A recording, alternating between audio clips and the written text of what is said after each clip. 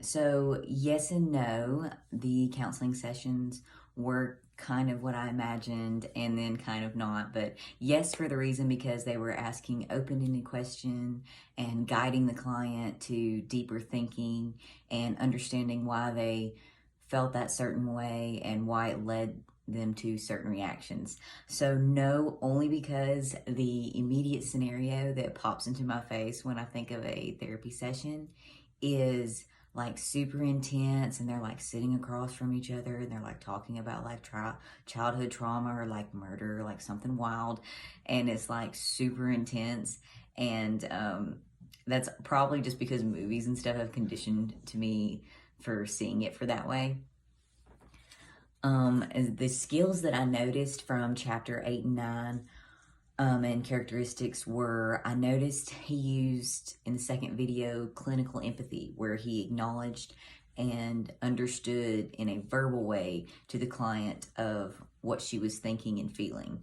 So when she was discussing not wanting to ask people to do things with her for fear they would say no, and then she would just end up by herself. So therefore she would rather go with them doing things that she didn't like than being sitting at home alone. And then I also noticed that he used the skilled counselors model, and he went through all three stages of exploring, understanding, and they reached agreements. And then he also set her deadlines for her task to do outside of the therapy sessions. Also noticed that he respectfully pointed out to her that she was dating a guy that she only did things with him that he wanted to do, and it was stuff that she wasn't really interested in, and she never voiced what she really wanted to do because she didn't want to be alone, and how that was counterproductive to her development.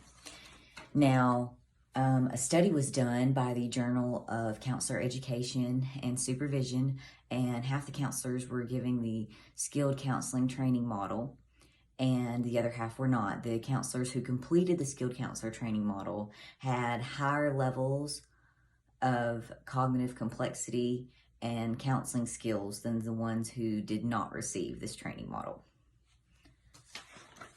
As far as either of the counselors being a good fit for me, I don't think I would choose either.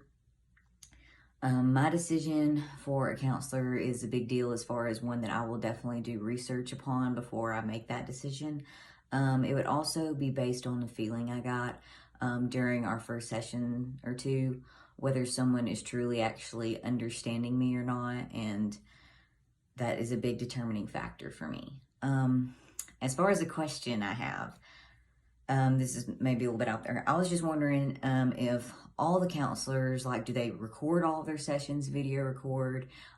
Do they like voice record all of their sessions? Do they take notes during their sessions? Do they go right after and immediately write notes down?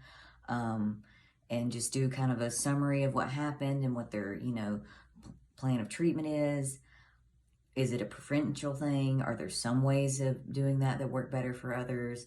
That was probably going to be my main question.